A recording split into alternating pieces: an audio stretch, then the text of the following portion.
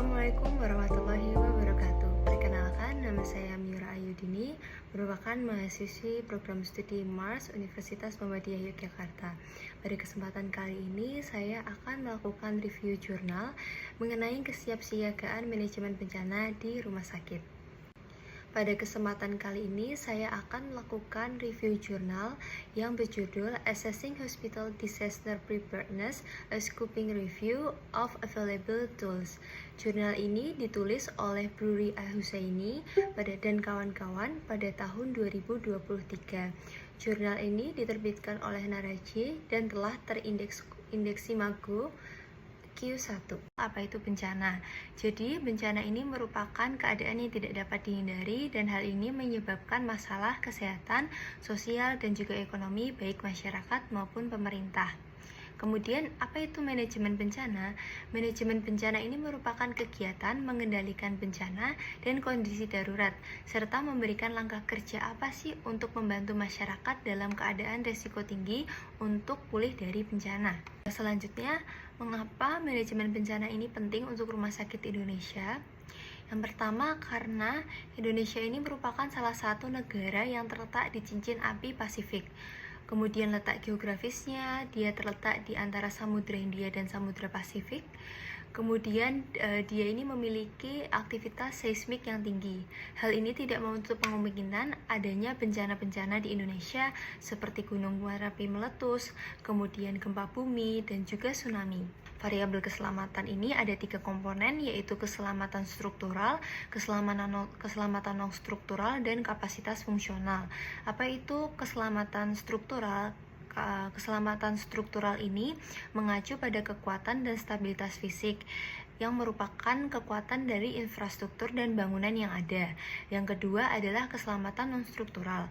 Keselamatan non-struktural ini dia meliputi elemen-elemen yang mendukung keselamatan namun di luar dari struktural, seperti sistem peringatan dini, kemudian pelatihan dan simulasi, dan lain-lain. Kemudian keselamatan yang ketiga adalah kapasitas dan fungsional. Hal ini merujuk pada organisasi, kemudian manajemen, kemudian hal-hal lainnya yang dapat berfungsi dengan efisien dan baik untuk mengatasi sebuah bencana. Apa saja yang termasuk dalam variabel keselamatan struktural? Itu seperti bangunan dan juga infrastruktur. Kemudian variabel keselamatan non-struktural apa saja yang termasuk di dalamnya? Antara lain sistem listrik, sistem komunikasi, sistem pasokan air, sistem pembuangan limbah, sistem pemanas ventilasi dan pendingin udara, kemudian sistem deteksi dan pemadam kebakaran, sistem pintu keluar darurat, sistem furnitur, dan juga komponen arsitektur bangunan. Variabel kapasitas fungsional apa saja yang termasuk di dalamnya, yaitu antara lain perencanaan, kemudian sumber pasokan, kemudian pengembangan organisasi dan kelangsungan bisnis. Selanjutnya, apa tujuan dari jurnal ini? Jadi, jurnal ini bertujuan untuk mengidentifikasi alat-alat kesiapan bencana rumah sakit yang telah diteliti, dicatat, dan digunakan secara global. Selain itu, dalam penelitian ini akan mendefinisikan parameter dan indikator yang digunakan untuk mengevaluasi keselamatan struktural, keselamatan non-struktural, dan juga kapasitas fungsional dalam kerangka kesiapan bencana di rumah sakit. Selanjutnya, mengenai studi setting, menggunakan kerangka metodologi Arske-Omeley tahun 2005 terhadap 5 tahap untuk meninjau studi, yaitu mengenai pertanyaan penelitian, mengidentifikasi studi yang relevan, pemilihan studi, pemetaan data, dan kemudian mengumpulkan dan merangkum dan melaporkan hasilnya. Tinjauan ini memetakan dan meninjau literatur mengenai kesiapan rumah sakit menghadapi bencana berdasarkan bukti empiris. Kemudian search strategi, pencarian dan pemilihan studi dilakukan pada tahun 2023 bulan Mei pada 5 database, yaitu PubMed, Elsevier, ProQuest, isi Web Science, dan juga Google Scholar dengan keyword kesiapan rumah sakit dan bencana. Adapun kriteria inklusi yang dilakukan yaitu studi yang dipublikasikan antara tahun 2018 dan 2013 untuk menjaga tetap kebaharuan dari penelitian dan tertulis dalam bahasa Inggris dan merupakan studi primer. Selanjutnya mengenai studi selection result, pencarian menghasilkan 1221, di mana 873 diantaranya tereksklusi karena tidak spesifik tentang rumah sakit, studi duplikat, dan topik yang tidak relevan. Sebanyak 35 artikel dimasukkan untuk penilaian karena teksnya lengkap. Dari penilaian tersebut, 25 artikel tambahan dikeluarkan karena tidak memenuhi kriteria inklusi. Akhirnya terdapat 10 artikel dianalisis untuk dilakukan tinjauan. Berikut adalah tabel-tabel mengenai hasil pencarian dari jurnal-jurnal yang telah diinklusi. Jurnal-jurnal ini dituliskan dari negara Turki, Iran, Libanon, Saudi Arabia, Ethiopia, kemudian Pakistan, dan juga Filipina. Kemudian tools yang digunakan itu menggunakan berbagai seperti WHO Hospital Emergency Checklist yang terdiri dari 110 subkriteria, kemudian WHO Hospital Safety Index atau HSI dengan 151 subkriteria, yang mana hal ini bertujuan untuk mengevaluasi kesiapan rumah sakit terhadap bencana, mencakup 3 hal, yaitu variabel keselamatan struktural, keselamatan non-struktural, dan juga kapasitas fungsional. Selanjutnya masuk ke dalam pembahasan. Pembahasan yang pertama adalah keselamatan struktural atau structural safety. Berdasarkan data dari studi yang didapatkan menunjukkan bahwa penting untuk merancang bangunan rumah sakit dengan standar keselamatan yang tinggi, termasuk ketahanan terhadap gempa bumi, bahan bangunan yang tahan api, kemudian perlindungan terhadap kerusakan akibat bencana. Selain itu, dari segi keselamatan arsitektur, perlu ada perencanaan yang mempertimbangkan standar keselamatan bangunan, termasuk perlindungan infrastruktur, aksesibilitas, dan juga keamanan fisik. Pembahasan yang kedua mengenai keselamatan non-struktural atau non-struktural safety.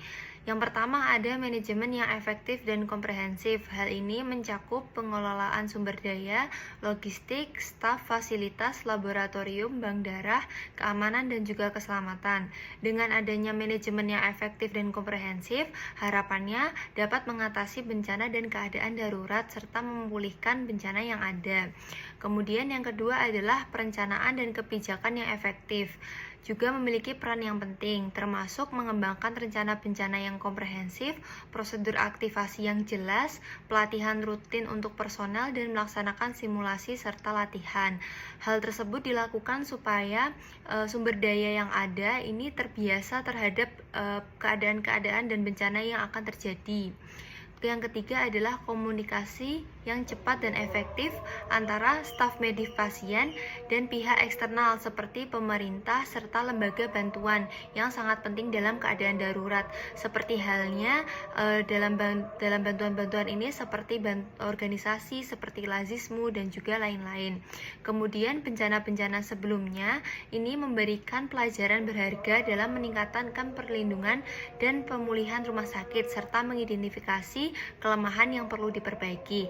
Jadi dari pengalaman-pengalaman sebelumnya itu sebaiknya kita mengetahui apa saja yang perlu dievaluasi dan apa saja yang perlu ditingkatkan. Mengenai kapasitas fungsional atau functional capacity. Ketersediaan sumber daya manusia sangat dibutuhkan saat terjadi bencana agar siap merespon bencana selama keadaan darurat. Kemudian rumah sakit perlu meningkatkan pengetahuan dan keterampilan staf melalui kegiatan pelatihan untuk memastikan siap menghadapi bencana apabila terjadi bencana. Kemudian memberikan pelatihan yang profesional terkait bencana kepada staf melalui manuver dan juga latihan serta menciptakan peristiwa bencana yang sesungguhnya antara tahap kesiapan dan juga respon. Selanjutnya yaitu implementasi manajemen bencana di Indonesia. Yang pertama adalah desain bangunan rumah sakit tahan bencana. Mengingat Indonesia khususnya di Yogyakarta sebagai daerah yang rawan bencana seperti gempa bumi, erupsi Gunung Merapi. Nah, kemudian desain bangunan rumah sakit harus memperhatikan ketahanan struktural seperti ketahanan terhadap gempa dan penggunaan bahan bangunan yang tahan api. Selanjutnya Selanjutnya, keselamatan non-struktural. Selain ketahanan bangunan, rumah sakit juga harus memperhatikan aspek-aspek keselamatan non-struktural seperti sistem kelistrikan, komunikasi, pasokan air, sistem pemadam kebakaran, kemudian pengolahan fasilitas seperti peralatan medis dan ruang laboratorium juga perlu disiapkan dengan baik untuk mendukung respon bencana. Selanjutnya, kapasitas fungsional dan juga sumber daya. Pelatihan bagi staf medis dan tenaga kesehatan di rumah sakit sangat penting untuk memastikan kesiapan dalam menghadapi bencana. Pelatihan terkait manajemen bencana, triase pasien, dan prosedur darurat dapat meningkatkan kemampuan rumah sakit dalam merespons secara cepat dan tepat saat terjadi bencana. Kemudian koordinasi yang efektif dengan pihak terkait. Rumah sakit perlu berkoordinasi dengan pemerintah dan lembaga terkait lainnya untuk memastikan adanya sistem komunikasi yang efektif selama bencana. Hal ini akan membantu kelancaran alur informasi dan distribusi bantuan serta mempercepat respon terhadap bencana. Kesimpulan dari pembahasan kali ini yaitu rumah sakit yang didesain siap dalam menghadapi bencana itu sangat penting untuk memastikan keselamatan pasien, staf, dan juga fasilitas. Faktor utama yang perlu diperhatikan adalah keselamatan struktural, keselamatan non-struktural, dan kapasitas fungsional rumah sakit. Desain bangunan rumah sakit yang tahan bencana, pengelolaan sistem yang baik seperti listrik, air, komunikasi, dan pemadam kebakaran, serta kesiapan sumber daya manusia melalui pelatihan dan pendidikan yang rutin. Hal tersebut semuanya berperan penting dalam meningkatkan respon rumah sakit terhadap bencana.